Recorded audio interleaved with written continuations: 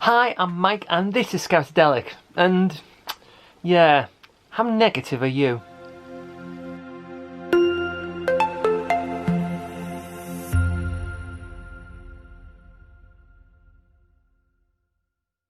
So, negativity bias. Well, humans are built to notice and focus more on the negatives in life than the positives. The reason being that when obviously we started out life, to survive, we needed to obviously make sure of things like dangers, illnesses, bad weather, so that actually we survived. And that prehistoric survival mode is still in us, even though we can walk outside nowadays and there's not going to be a pterodactyl. I know, before anyone starts, humans and dinosaurs were not at the same time, but it's a similar situation. But it's still in our brains. So part of our brain, our subconscious part, automatically tries to think of all the negative things that could possibly happen, and sometimes that can stop you. And that's what our brains still do today, and it's called negativity bias.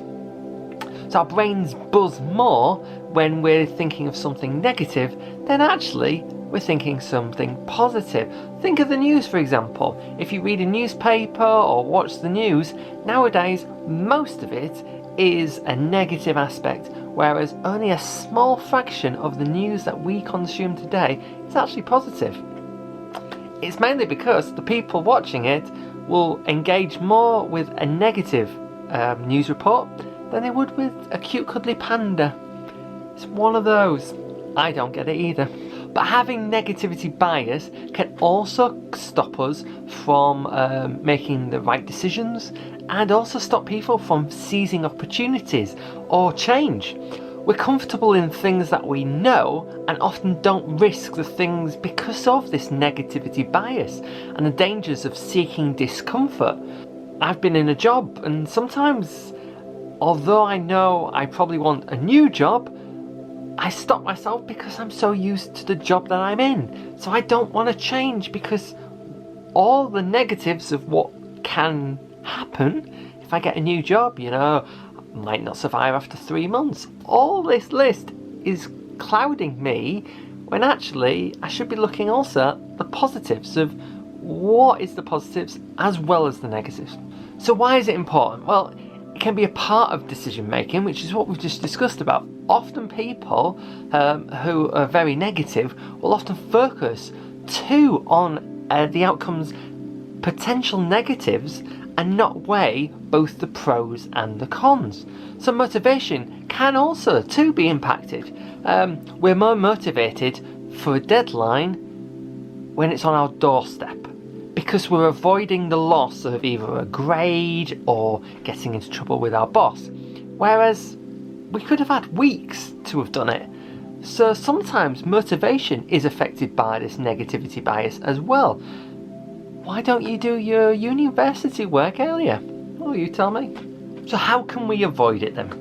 Well, mindfulness. Simple as that. Some of the things that we've been doing, for example, the Scout jar, or focusing on positives rather than negatives. We've done that this week. Writing down a diary and focusing on the positives and what didn't really go well and how we could change that. Looking at positives in your life can definitely help. It helps me quite a lot, especially when I'm trying to think of something that I need to do or want to do. I automatically focus on the negatives. I'm like, well, it's going to do this. And I've got to stop myself and go, right, well, what would also be the positives of this? And what am I risking? And is the risk, does it outweigh the negatives? And that's what you've got to do. Reflecting on the positives of the day or an activity can also get rid of that negativity bias. So your brain isn't automatically wired up to go that way rather than both ways. So practicing can help, but only you can do it. I can't. Only you can change your negative bias into a positive one. So go on then. I'm Mike, And this is Scoutadelic.